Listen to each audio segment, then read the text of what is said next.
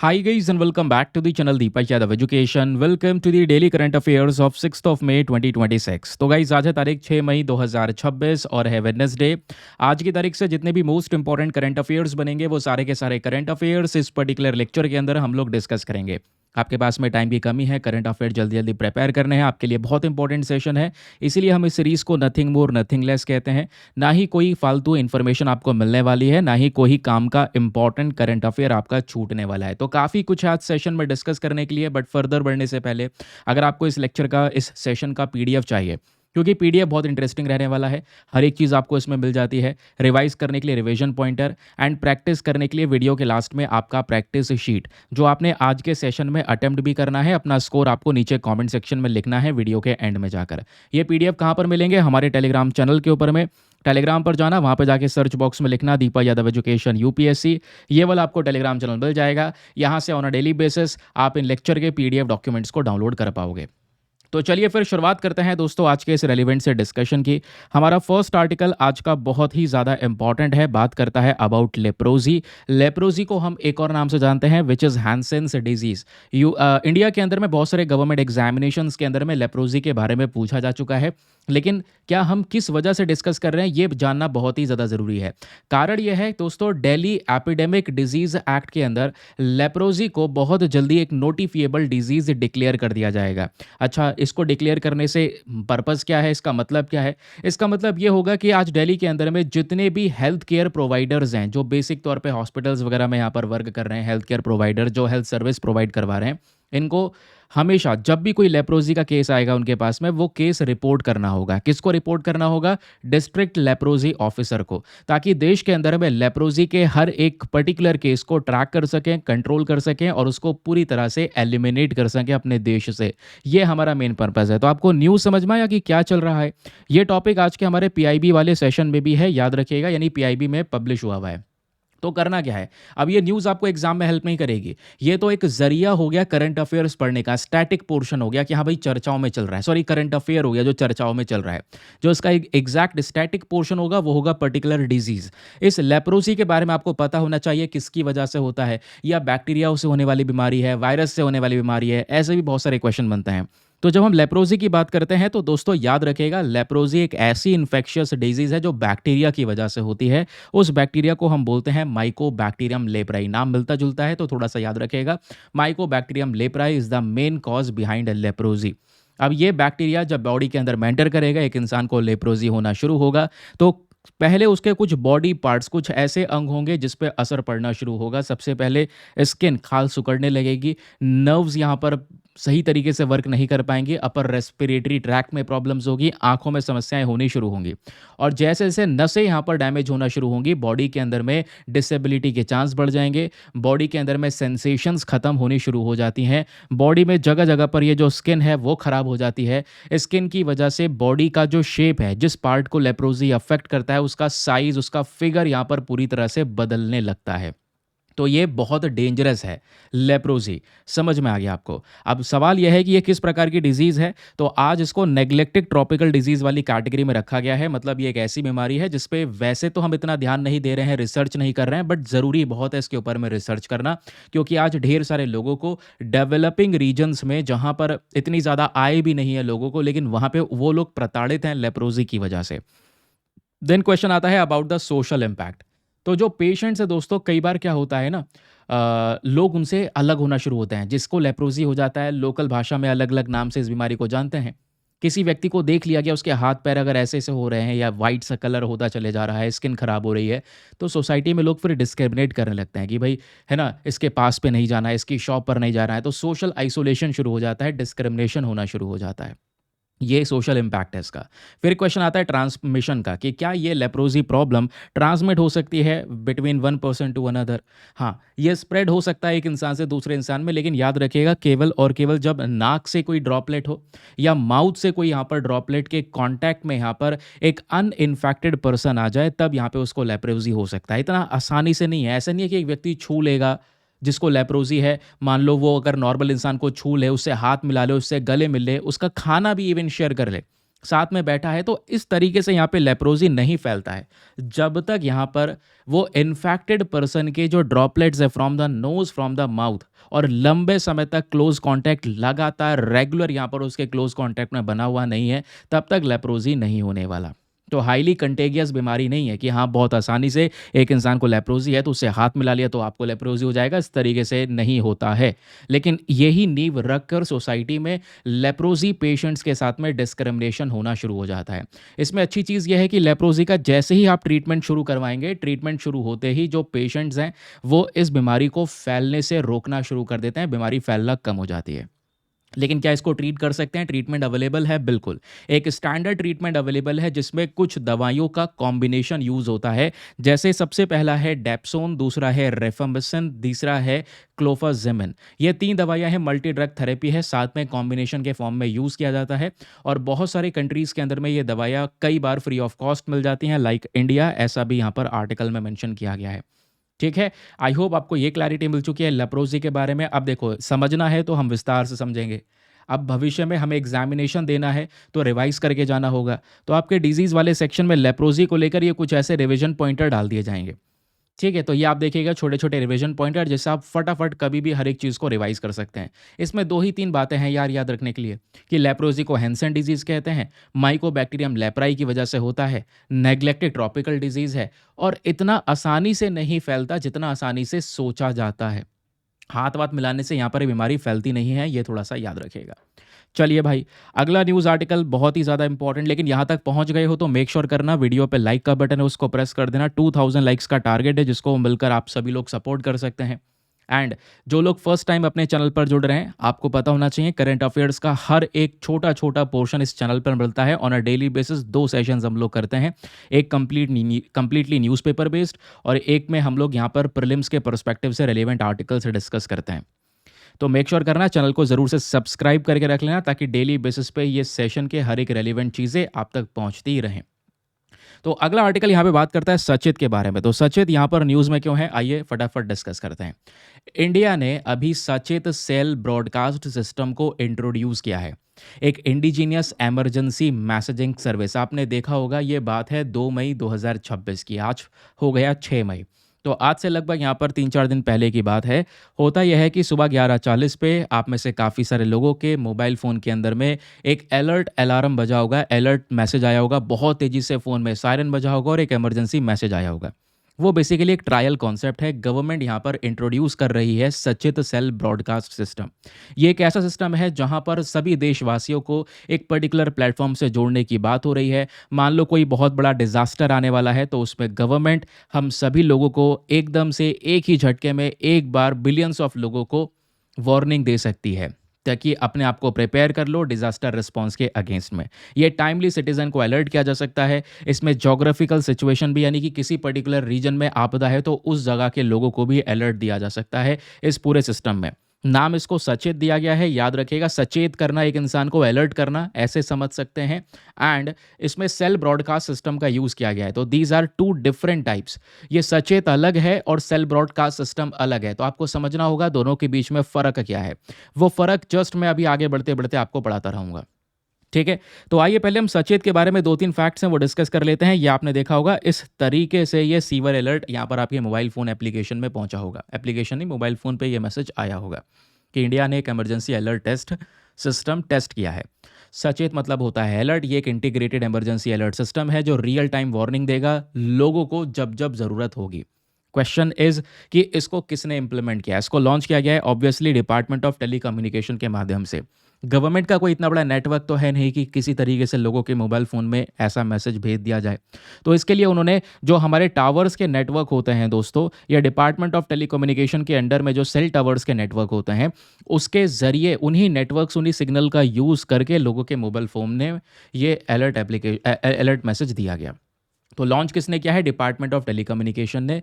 Develop किसने किया है? नेशनल डिजास्टर मैनेजमेंट अथॉरिटी ने, क्योंकि हम बात कर रहे हैं यहाँ पर डिजास्टर्स के प्रति अपने आप को, अपने देश को प्रिपेयर करना।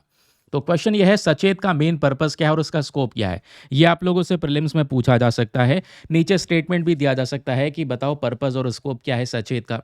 तो पहला कोई नेचुरल डिज़ास्टर आ रहा है, मान लो किसी कोस्टल स्टेट में साइक्लोन आ रहा है या कोई अर्थक्वेक आ रहा है, फ्लड्स वगैरह हैं, तो अलर्ट जारी करना। कहीं पर गैस लीक हो रही है, केमिकल हैज़र्ड्स हैं, वॉर वाली सिचुएशन है, तो उस दौरान भी लोगों को तुरंत यहाँ पर सचेत करना, अलर्ट करना। ठीक है? ताकि लोग यहाँ पर ऑब्वियस सी बात है सेफ रहें, ये हमारा एक मेन पर्पज़ है। अब सचेत काम कैसे करता है, मैंने आपको बताया कि ये आज हमारे सेलुलर नेटवर्क टावर्स का इस्तेमाल करता है। तो ये वन वे कम्युनिकेशन सिस्टम है, एक ही जगह से जो देश भर में जगह-जगह टावर्स लगे हैं, उन टावर्स के माध्यम से आपके फ़ोन्स आपके एरिया में कनेक्टेड हैं।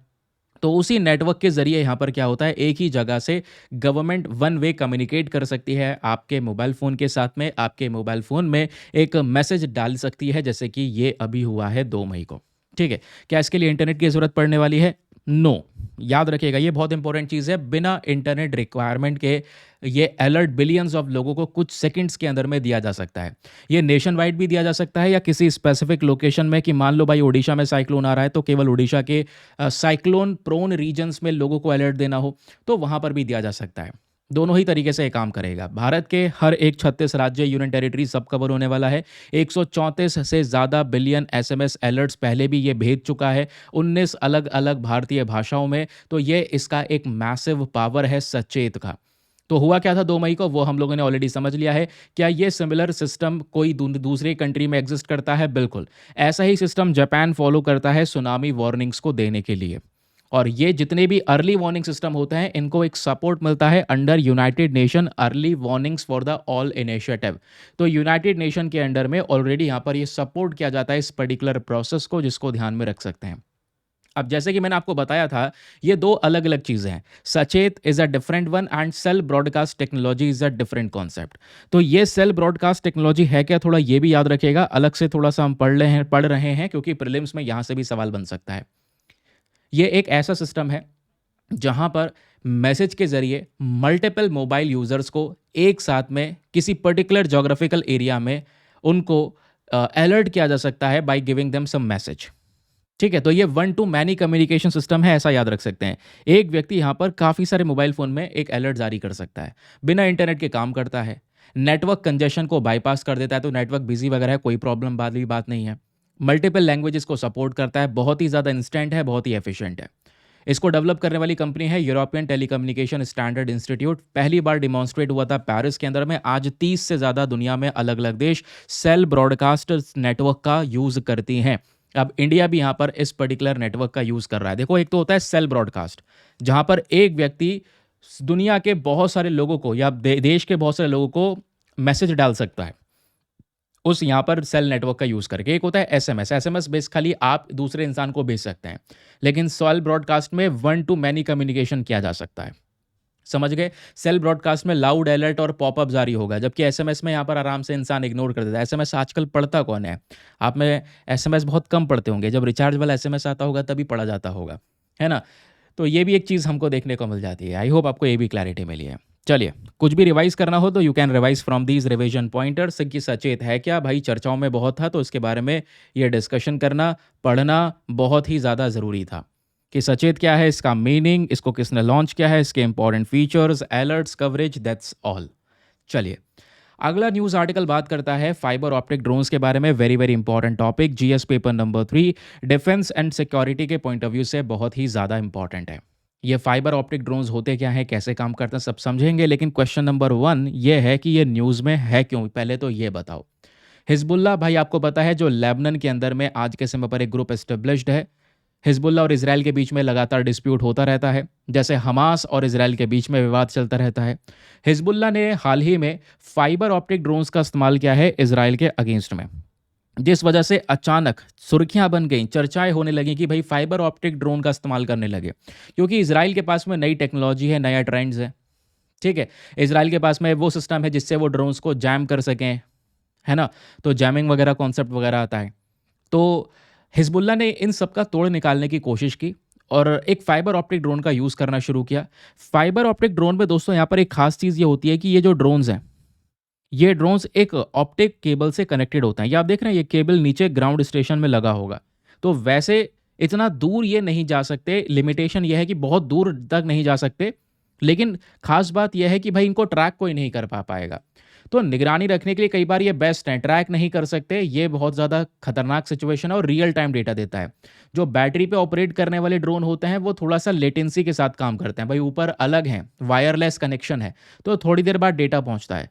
ये एक ऑप्टिकल फाइबर से कनेक्टेड है तो डायरेक्ट तुरंत का तुरंत यहाँ पर ये डेटा देता है, रियल टाइम इन्फॉर्मेशन हमारे सामने शेयर करता है। तो आपको ये समझ में आ चुका होगा कि फाइबर ऑप्टिक ड्रोन एग्जैक्टली यहाँ पर हैं क्या। डेफिनेशन हमने समझ ली है कि भाई फाइबर ऑप्टिक ड्रोन्स एक स्पेशलाइज्ड अनमैन्ड एरियल व्हीकल्स हैं। अनमैन्ड एरियल व्हीकल्स मतलब ड्रोन्स। ये फाइबर ऑप्टिक केबल का इस्तेमाल करते हैं, इसमें कोई वायरलेस कम्युनिकेशन नहीं होता।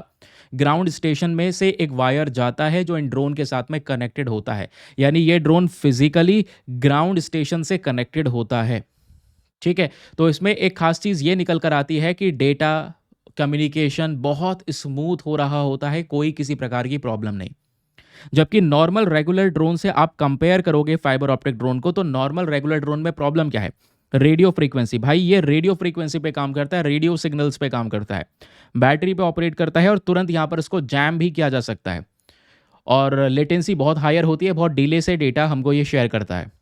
जबकि क्योंकि ये वायर से कनेक्टेड है, तो भाई ऑप्टिकल फाइबर केबल ड्रोन है, केबल से कनेक्टिविटी है, कोई जैम भी नहीं कर पाता और इसकी जो लेटेंसी है वो लगभग ज़ीरो होती है, एकदम रियल टाइम डेटा तुरंत का तुरंत लाइव इन्फॉर्मेशन शेयर कर रहा होता है। एडवांटेजेस क्या है फायर ऑप्टिक के?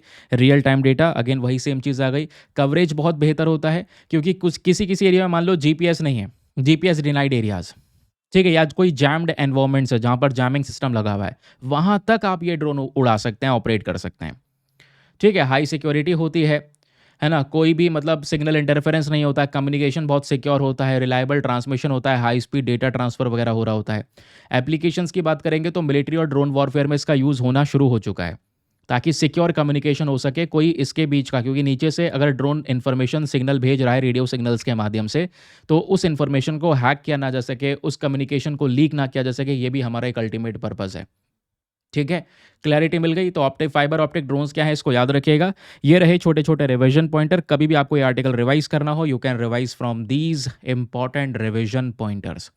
चलिए, अगला आर्टिकल है बहुत ही ज़्यादा काम का। एक नई रिपोर्ट आई है दोस्तों, उस रिपोर्ट में बता ये चला है कि भारत कौन कौन से देशों से क्रिटिकल मिनरल्स को इम्पोर्ट करता है, या जो भारत में मेजर मिनरल्स की ज़रूरत होती है, मेजर जो हमें आवश्यकता होती है खनिज पदार्थों की, वो कौन कौन से कुछ चुनिंदा देशों से आ रहा है। ये पता होना ज़रूरी है, मैचिंग के फॉर्म में यहाँ से प्रश्न यूपीएससी वाले पूछ सकते हैं। तो हुआ क्या है, एक रिपोर्ट आई है हाल ही में दोस्तों, इस रिपोर्ट के बारे में शायद आपकी नज़र नहीं गई हो इंडियन एक्सप्रेस के अंदर में, और स्पेशली जो न्यू इंडियन एक्सप्रेस है वहाँ पर इस रिपोर्ट के बारे में चर्चाएं हो रही हैं। रिपोर्ट है institute for energy economics and financial analysis. इसने हाईलाइट किया है कि भाई भारत की जो मेन क्रिटिकल मिनरल की ज़रूरत है, भारत जो क्रिटिकल मिनरल्स मेन मिनरल्स को इंपोर्ट करता है, वो आज केवल कुछ ही देशों से मंगा रहा है, कुछ ही देशों में कंसंट्रेटेड है। तो इससे एक बहुत बड़ा रिस्क जनरेट होता हुआ नज़र आता है हमारे लिए, क्योंकि कल वो कंट्रीज़ मना कर दें हमको एक्सपोर्ट करने के लिए तो प्रॉब्लम हो जाएगी। तो हमें खुद के लिए खुद से कुछ नए रिसोर्सेज को अपने देश में खोजना होगा, ये हमारी एक अल्टीमेट रिक्वायरमेंट है। अभी समझेंगे, लेकिन question number 1 is what are critical minerals. ये क्रिटिकल मिनरल्स एग्जैक्टली होते क्या हैं, ज़रा हम इसके बारे में थोड़ी सी चर्चा करेंगे। ये मिनरल्स वो हैं दोस्तों जो देश की इकोनॉमी के लिए, टेक्नोलॉजी के लिए, डिफेंस सिक्योरिटी के लिए बहुत ज़रूरी होते हैं। ठीक है, इसमें आप लोग कई बार रेयर अर्थ मिनरल्स की बात करते हैं। आपको पता है ना, पीरियोडिक टेबल में हमारे पास में टोटल 17 इस प्रकार के मेटल्स हैं, रेयर अर्थ एलिमेंट्स हैं। दुनिया के जो रेयर अर्थ हैं उसका 95% की सप्लाई चाइना अपने हिसाब से कंट्रोल कर रहा होता है। आज यही रेयर अर्थ में जैसे आप एग्जाम्पल देखोगे, इसमें आ गया scandium, yttrium, lanthanum, neodymium, dysprosium, neodymium, praseodymium, terbium, इन सब का यूज़ हो रहा है। स्कैंडियम यूथ्रियम का स्मार्टफोन में यूज़ हो रहा है। विंड टर्बाइंस में डिस्प्रोसियम का यूज़ हो रहा है। Energy efficient fluorescent light bulbs में यूरोपियम और टर्बियम का यूज़ हो रहा है। समझ रहे हैं? फाइबर ऑप्टिक्स में जो भी हम ऊपर पढ़ रहे थे उसमें भी एर्बियम, यूरोपियम, टर्बियम, येथ्रियम, तो डिफेंस के पर्सपेक्टिव से ड्रोन वगैरह सब में भी यहाँ पर ये सब क्रिटिकल मिनरल्स का इस्तेमाल होता है। ये सॉरी रेयर अर्थ मिनरल्स का यूज़ होता है। तो ये रेयर अर्थ मिनरल्स वो हैं जो बहुत कमी से मिलते हैं, जिनका मतलब मिलते तो ठीक ठाक हैं, लेकिन इनका प्रोडक्शन करना काफ़ी मुश्किल है। इनका खनन करना, इनका रिफाइनिंग करने का प्रोसेस बहुत ज़्यादा एक्सपेंसिव है, इसलिए इनको रेयर अर्थ मिनरल्स कह दिया जाता है। जबकि क्रिटिकल मिनरल्स वो हैं जो ये भी ज़रूरी हैं। रेयर अर्थ मिनरल्स ये भी बहुत ज़रूरी है हमारी इकॉनमी के लिए, और क्रिटिकल मिनरल एक डिफरेंट कॉन्सेप्ट है, ये भी हमारे लिए ज़रूरी है। क्रिटिकल मिनरल्स में क्या क्या चीज़ें आ जाती हैं दोस्तों? लिथियम, कोबाल्ट, निकल, ग्रेफाइट, कॉपर, ऐसे मिनरल्स आ जाते हैं। आज इन्हीं मिनरल का यूज़ हो रहा है इलेक्ट्रिक व्हीकल्स के अंदर में, बैटरीज के अंदर में, रिन्यूएबल एनर्जी सिस्टम्स के अंदर में। तो ये है क्रिटिकल मिनरल्स की आवश्यकता। अब क्वेश्चन ये है कि जैसे हम लोगों ने रिपोर्ट में ये डिस्कस किया कि कुछ ही कंट्रीज़ हैं, कुछ चुनिंदा कंट्रीज़ जो भारत में क्रिटिकल मिनरल्स को सप्लाई कर रही हैं, भारत के ज़रूरतमंद मिनरल्स को सप्लाई कर रही हैं। इसमें जैसे लेट्स से एग्जांपल है सबसे पहले कोबाल्ट का। तो कोबाल्ट की जो मेन सप्लाई भारत में हो रही है वो कहाँ से हो रही है? फिनलैंड से हो रही है, याद रखिएगा। जबकि कोबाल्ट दुनिया में सबसे ज़्यादा किसके पास में प्रेजेंट है? डेमोक्रेटिक रिपब्लिक ऑफ कॉन्गो में, लेकिन वहाँ से नहीं, फिनलैंड से सप्लाई हो रही है। अगर कुछ ऑप्शन में मिल जाए डीआरसी वगैरह तो कन्फ्यूज़ नहीं होना है। दूसरा यहाँ पे कॉपर की बात करेंगे, तो कॉपर की सप्लाई भारत में सबसे ज़्यादा कहाँ से हो रही है? तांजानिया और जापान से हो रही है। लिथियम कहाँ से आ रहा है? आयरलैंड से, चिली से, इवन चाइना से। ग्रेफाइट, भाई ग्रेफाइट को चाइना डोमिनेट करता है दुनिया में, तो ग्रेफाइट भी यहाँ पर चाइना से बहुत सारा आता है। निकेल को याद रखिएगा, यूपीएससी ने क्वेश्चन पूछा है, निकेल में आप देखोगे तो ऑस्ट्रेलिया और बेल्जियम, ये कुछ कंट्रीज आपको देखने को मिल जाएंगी जो भारत को ये पर्टिकुलर मेजर मिनरल्स की सप्लाई कर रही हैं। तो ये कुछ चुनिंदा देश हैं, नाम इंपॉर्टेंट है। अब जैसे फॉर एग्जांपल इसमें प्रॉब्लम क्या है? भारत की इंपोर्ट डिपेंडेंसी, हमारी निर्भरता इन देशों के ऊपर में। लेट्स से एग्जांपल है लिथियम का, कोबाल्ट का, निकल का। लिथियम, कोबाल्ट, निकल 100% हम इंपोर्ट कर रहे हैं ये सारे के सारे मिनरल्स। और ये मिनरल्स बहुत ज़रूरी है एनर्जी सिक्योरिटी के लिए, इंडस्ट्रियल ग्रोथ के लिए। तो कल ये कंट्रीज़ खड़ी हो जाए, कोई प्रॉब्लम क्रिएट हो जाए कि हम आपको सप्लाई नहीं करेंगे, तो भारत में एक रिस्क सा जनरेट हो जाएगा। ठीक है, और चाइना के पास में ये बेनिफिट है, चाइना ये काम करता रहता है। चाइना ने परमानेंट मैग्नेट्स वगैरह, आपको याद होगा, उसकी सप्लाई वगैरह भी रोक दी थी। तो चाइना का जो एग्जैक्ट डोमिनेंस हमको दिखाई दे रहा है वो क्या है कि चाइना दुनिया भर में ग्रेफाइट के प्रोडक्शन को डोमिनेट कर रहा है, कोबाल्ट की प्रोसेसिंग को डोमिनेट कर रहा है, बैटरी सप्लाई चेन्स को डोमिनेट कर रहा है। ठीक है, तो ये चाइना के बारे में जो बेसिक इन्फॉर्मेशन है वो सारी की सारी क्रिएट हो गई है, ये भी क्लैरिटी मिल गई है। इशू मैंने आपको बता दिया है, सप्लाई में कभी भी इशू आ सकता है, चाइना डोमिनेट कर रहा है, तो कभी भी यहाँ पर जैसे ही वो एक्सपोर्ट को रोकेंगे, इंडिया का सप्लाई चेन डिसरप्ट हो जाएगा, भारत को समस्याएं होनी शुरू होंगी, हमारा प्रोडक्शन वगैरह रुकना शुरू हो जाएगा। नाउ ये रिवीजन पॉइंटर्स हैं कभी भी आपने इस आर्टिकल को रिवाइज करने के लिए कि क्रिटिकल मिनरल्स क्या हैं। Essential plus high supply risk के साथ में जो मिनरल्स होते हैं उनको क्रिटिकल मिनरल्स कहते हैं। इनका यूजेज, इंपोर्ट और भारत के लिए मेजर सप्लायर्स कौन कौन से हैं। ठीक, चलिए नेक्स्ट न्यूज़ आर्टिकल, और ये है दोस्तों प्लेसेस इन न्यूज़ का एक बहुत ही इंपॉर्टेंट कॉन्सेप्ट, जिसमें हम बात करने वाले हैं एक बहुत ही रेलिवेंट कंट्री के बारे में, विच इज़ इक्वाडोर। अब दोस्तों इक्वाडोर को देखोगे तो साउथ अमेरिका में ये पर्टिकुलर कंट्री लोकेटेड है, एग्जैक्टली यहाँ पर ये रहा इक्वाडोर। इक्वाडोर किसके हाथ में बॉर्डर्स को शेयर कर रहा है? तो एक बॉर्डर इक्वाडोर का लगता है कोलंबिया के साथ में और दूसरा बॉर्डर लगता है पेरू के साथ में। और यहीं पर इक्वाडोर का एक छोटा सा आइलैंड आपको दिखाई देगा। ठीक है, इसको बोलते हैं गैलापेगोस आइलैंड। तो ये आइलैंड भी दोस्तों यहाँ पर इक्वाडोर का ही है, याद रखना, जहाँ पे टर्टल्स वगैरह ज़्यादा मिलते हैं। ठीक है, क्लियर हुआ? अब ये रिसेंटली न्यूज़ में आया। न्यूज़ में रहने का पीछे का रीज़न क्या है? क्योंकि भारत और इक्वाडोर दोनों मिलकर कोशिश कर रहे हैं कि जल्दी से एक प्रेफरेंशियल ट्रेड एग्रीमेंट कर लिया जाए, a type of free trade agreement, कि प्रेफरेंशियल ट्रेड एग्रीमेंट हो जाएगा, जिससे यहाँ पर इक्वाडोर और भारत के बीच में जो भी व्यापार होता है उसमें हम बहुत सारी छूट देंगे एक दूसरे को, टैक्सेस में छूट देंगे, ड्यूटीज़ में छूट देंगे, जिससे जो ट्रेड है वो बढ़ना शुरू हो जाएगा। सामान सस्ता बिकेगा हमारा इक्वाडोर में, इक्वाडोर का हमारे देश में। इससे इकोनॉमिक और ट्रेड रिलेशंस बूस्ट होंगे। तो इंडिया और Ecuador both are exploring this particular preferential trade agreement, जिस वजह से यहाँ पर ये न्यूज़ में। तो करना क्या है? सीधा सीधा यहाँ पर लोकेशन पढ़ लिया करो, कोई भी कंट्री इस तरीके से न्यूज़ में बना हुआ है तो इक्वाडोर जो कंट्री है ये साउथ अमेरिका में प्रेजेंट है, स्पेशली साउथ अमेरिका में वेस्टर्न साइड में है, क्योंकि भाई रिसेंटली वेनेजुएला चर्चाओं में था, अभी कोलंबिया चर्चाओं में था। कोलंबिया से जो हिप्पोपोटामस है ना, कल डिस्कस किया था या परसों डिस्कस किया था? परसों डिस्कस किया था शायद हमने, कि हिप्पोपोटामस कोलंबिया से यहाँ पर जो अनंत अंबानी है वो लेना चाहते हैं, वह भी चर्चाओं में है ना। तो वेनेजुएला तो भाई न्यूज़ में रहता ही है, कारण आपको पता है। और अभी सूरीनेम भी चर्चाओं में है, यहीं ऊपर कैरिबियन आइलैंड में ट्रिनिडेड एंड टोबैगो चर्चाओं में है। एंड एक और कंट्री है यार, मुझे याद नहीं आ रहा, चलो रिमाइंड करेंगे, मैं आपको बताता हूँ, है ना। तो वो भी अभी काफ़ी ज़्यादा न्यूज़ में बना हुआ है। फिलहाल अभी के लिए यहाँ पर ये देखिए दोस्तों, इक्वाडोर की हम बात कर रहे हैं। तो साउथ अमेरिकन कॉन्टिनेंट में वेस्टर्न साइड में प्रेजेंट है। दो कंट्रीज़ हैं जो इक्वाडोर के साथ बॉर्डर को शेयर करती हैं। इसके नीचे साउथ और ईस्ट में है पेरू और नॉर्थ में है कोलंबिया। दैट्स ऑल, दो कंट्रीज़ हैं बस। और इसके इधर वेस्टर्न साइड में है पैसिफिक ओशन, जिसके साथ में बॉर्डर को शेयर करता है। कैपिटल क्विटो हो गई। और एंडीज़ की पहाड़ियाँ, वेरी वेरी इंपॉर्टेंट, ये यूपीएससी ने क्वेश्चन पूछा हुआ है एंडीज़ की पहाड़ियों को लेकर। अच्छा, इक्वाडोर में तीन मेजर चीज़ें हैं। एंडीज़ की पहाड़ियाँ यहाँ पे इक्वाडोर तक आती हैं, फैलती हैं, ये यूपीएससी का क्वेश्चन है भाई, याद रखना। अमेज़न का जो जंगल है उसका कुछ बेसिन इक्वाडोर में देखने को मिलता है। तीसरा गैलापागोस आइलैंड यहाँ पर is the part of Ecuador, ये भी याद रखिएगा। एंडीज़ की पहाड़ियों के बारे में हमने डिस्कशन कर लिया। उसके अलावा फिज़िकल फीचर्स की जब यहाँ पर बात आती है दोस्तों, तो एक बहुत ऊँची चोटी आती है। इक्वाडोर पता है किस लिए ख़ास माना जाता है? ये हाईएस्ट पॉइंट के लिए। हमारे धरती के ऊपर में एक ऐसी जगह है जो सूरज के सबसे करीब है। ऐसा नहीं मतलब सूरज के बिल्कुल सटने वाली है। मतलब धरती पे एक ऐसी सबसे ऊँची चोटी देखने को मिलती है जो सन के सबसे करीब है, हमारे अर्थ में हर एक चीज़ के कंपैरिज़न में। और वो क्लोज़ेस्ट पॉइंट पता है क्या है? वो है माउंट चिम्बोरेज़ो।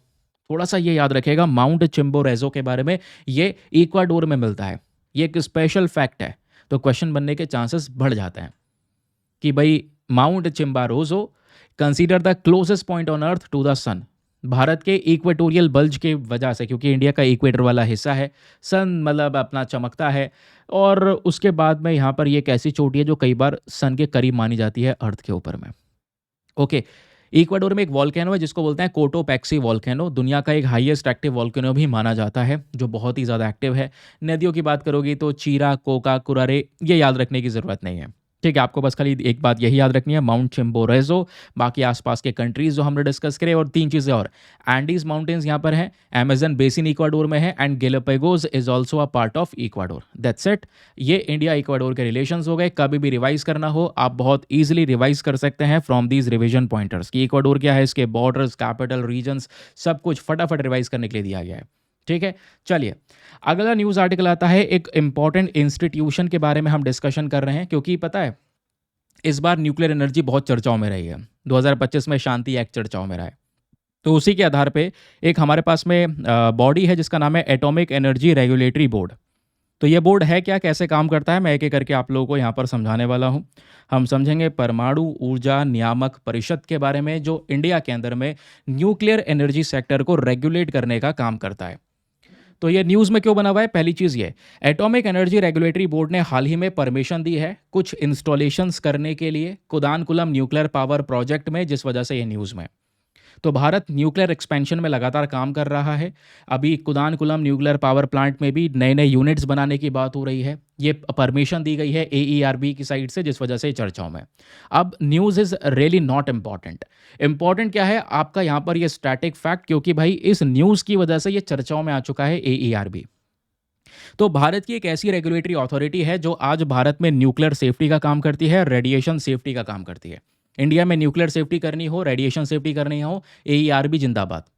बैकग्राउंड की बात हम करेंगे तो 15 नवंबर 1983 में ये एईआरबी को बनाया गया था प्रेसिडेंट ऑफ इंडिया के माध्यम से, एक एक्ट के अंदर। अब एक्ट को याद रखना आसान है, एटॉमिक एनर्जी एक्ट 1962, क्योंकि भाई ये एटॉमिक एनर्जी को लेकर बात करता है, न्यूक्लियर एनर्जी को लेकर बात करता है, तो याद रखना एटॉमिक एनर्जी एक्ट 1962 के through atomic energy regulatory board को बनाया गया।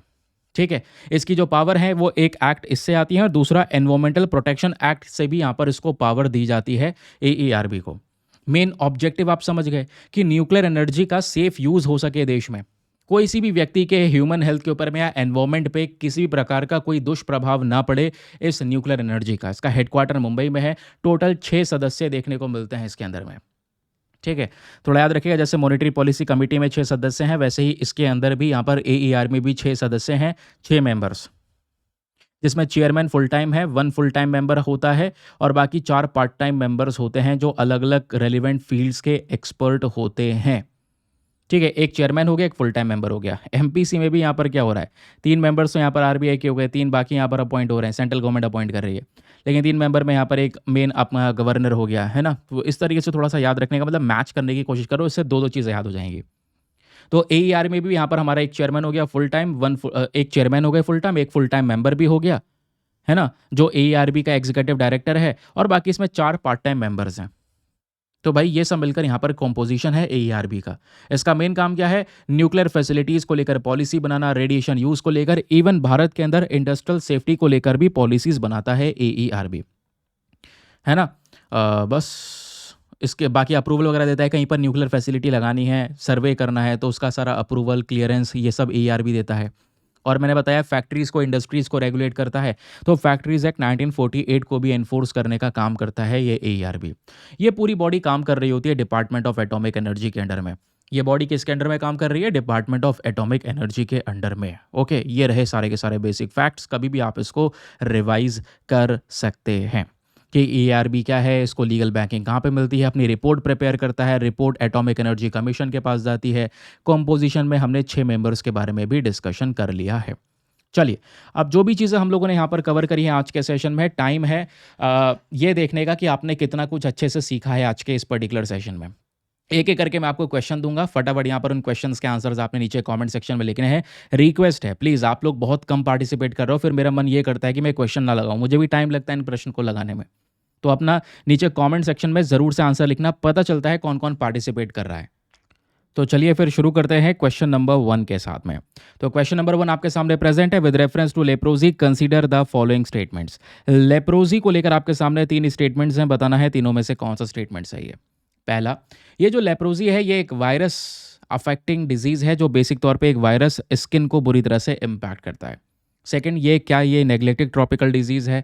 थर्ड, क्या ये एक कैजुअल फिजिकल कॉन्टैक्ट यानी हाथ वाथ मिलाने से फैल सकता है लेप्रोजी। तो बताएं तीनों में से कौन सा स्टेटमेंट सही है। Option number A 1 only, B 2 only, C 2 and 3 only, या फिर डी तीनों के तीनों स्टेटमेंट्स यहाँ पर करेक्ट हैं। अगला क्वेश्चन है विद रेफरेंस टू सचेत सिस्टम। सचेत सिस्टम को लेकर आपको यहाँ पर अगेन 3 स्टेटमेंट्स दिए गए हैं, बताना है कौन सा स्टेटमेंट सही है। पहला, क्या सचेत सिस्टम को डेवलप किया गया है डिपार्टमेंट ऑफ टेलीकम्युनिकेशन के through in collaboration with national disaster management authority. Second statement कहता है कि क्या ये जो सचेत सिस्टम है इसमें इंटरनेट की ज़रूरत पड़ती है अगर आपको अलर्ट डिलीवर करना है तो। तीसरा, क्या ये सेल ब्रॉडकास्टिंग टेक्नोलॉजी का यूज़ करता है for the Jio targeted messaging. तो बताएं तीनों में से कौन सा स्टेटमेंट सही है। Option number A 1 and 3 only, B 2 only, C 1 2 and 3, या फिर डी तीनों केवल 3 ओनली। अगला क्वेश्चन आपके सामने प्रेजेंट है। Which of the following advantages are associated with fibre optic drones. Fibre optic drones के रिस्पेक्ट में बताओ इन तीनों में से वो कौन कौन से फायदे हैं जो फाइबर ऑप्टिक ड्रोन से एसोसिएटेड हैं, लिंक खाते हैं। क्या फाइबर ऑप्टिक ड्रोन मतलब सिग्नल जैमिंग को, मतलब इस फाइबर ऑप्टिक ड्रोन में कोई जैमिंग नहीं की जा सकती। दूसरा, इसमें जो लेटेंसी है वो लगभग 0 होती है in the process of data transmission. या फिर तीसरा, जो डिपेंडेंस होता है इस फाइबर ऑप्टिक ड्रोन्स का वो बैटरी पे सबसे ज़्यादा होता है, बैटरी के थ्रू ही यहाँ पर ये पावर लेता है। तो बताएं तीनों में से कौन सा स्टेटमेंट सही है। ऑप्शन नंबर है 1 and 2 only, B 2 and 3 only, C 1 only, या फिर डी तीनों के तीनों स्टेटमेंट्स यहाँ पर करेक्ट हैं। अगला question very very interesting and very very important. Consider the following pairs of minerals and their major suppliers to India. अलग अलग 3 कंट्रीज के नाम दिए गए हैं, उनसे रिलेटेड कुछ मिनरल्स के नाम दिए गए हैं। आपने बताना है इनमें से कौन कौन सा देश है जो भारत के लिए कौन सा मिनरल सप्लाई करता है। क्या लिथियम हमको चिली सप्लाई कर रहा है? क्या चिली हमको लिथियम सप्लाई कर रहा है? लिथियम चिली सप्लाई कर रहा है। हाँ, कह लो, मतलब थोड़ा समझ लो, क्या लिथियम चिली हमको सप्लाई कर रहा है? हाँ ठीक। हाँ, तो चिली भाई ये कंट्री है, क्या लिथियम हमको देता है वो? चाइना क्या ग्रेफाइट दे रहा है?